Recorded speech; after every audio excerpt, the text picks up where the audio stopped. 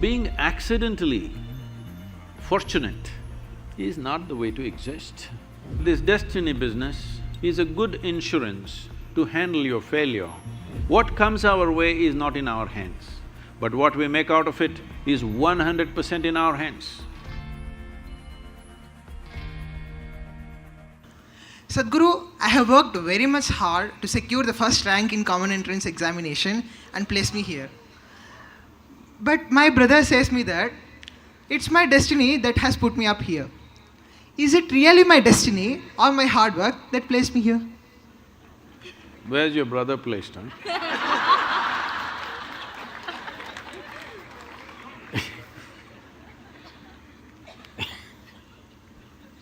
See,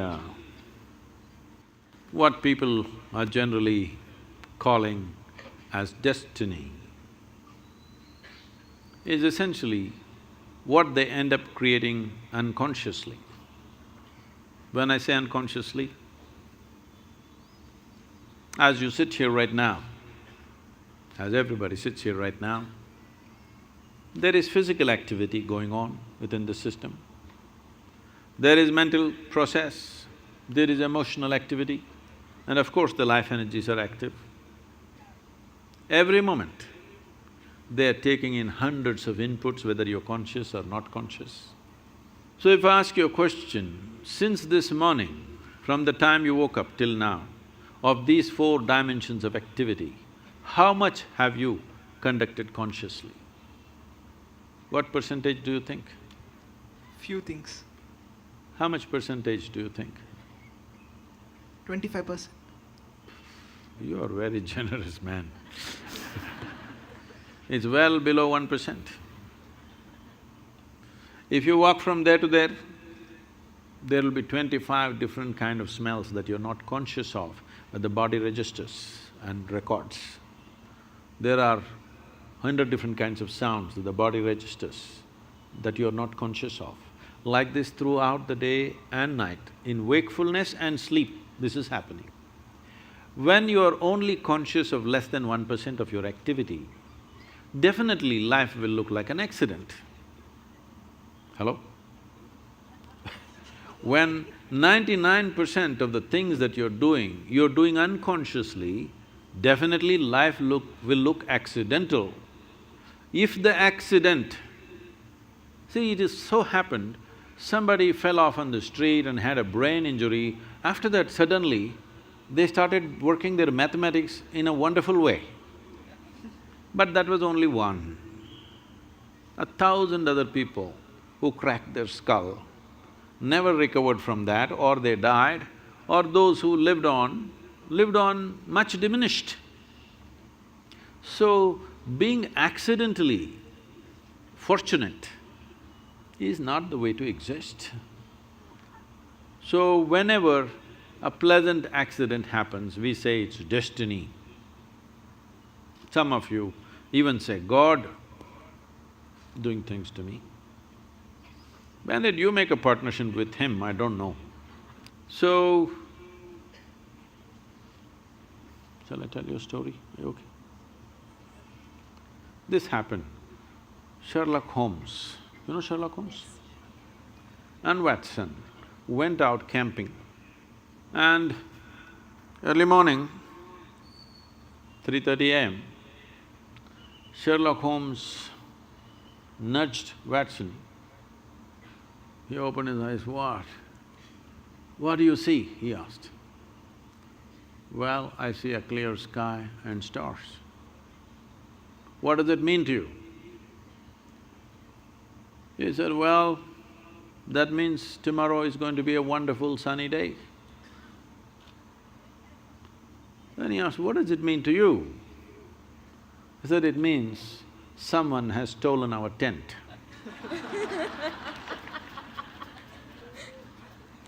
So, we don't know what went missing, and something may fall here and there by chance, but that's not the way life works. If a human being doesn't take it upon himself or herself to make their own destiny, they're still having an evolutionary problem. That is, they are still not yet fully there. Because being human means this, that we can conduct our life consciously. Being human means this, that we can craft our life the way we want. But this destiny business is a good insurance to handle your failure.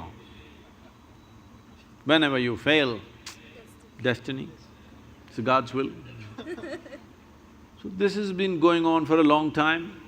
This is not the fundamental nature of this culture. In this culture, we taught you right from ancient times, your life is your karma. Did we tell you or no? Nobody told you, there is a God up there who will do things to you. We always told you, your life is your karma. This means your life is your making. No interstellar influence on you, it's you. Whatever, there are a million impacts on us, but what we make out of it is still us, isn't it? What is thrown at us is not in our hands. What comes our way is not in our hands, but what we make out of it is 100% in our hands.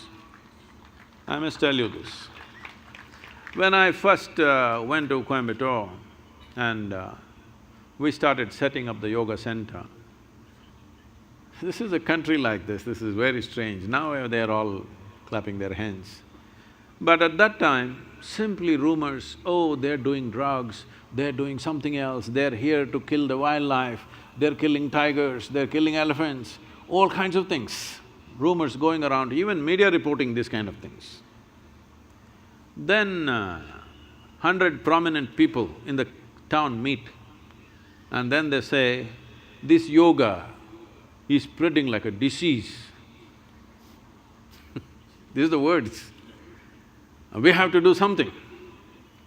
There some young hothead says, let's take a truckload of people and pull down the whole thing, because the whole yoga center at that time was just thatch roof sheds. So they decided they want to come there and pull down the whole thing and be finished. Today, it is among the most prominent places in the country, okay? So, when they said this, there was an old man who is no more, a wise man. He said, see, you don't know who you're dealing with. I know this man. If you throw stones at him, he will build something out of those stones. Don't throw stones at this man. So, what comes at you, you cannot decide, but what you make out of it is your thing, isn't it? This is where your dint is. This is where you are to prove who you are, because you can't decide what comes at you, but you can definitely decide what you make out of whatever comes at you.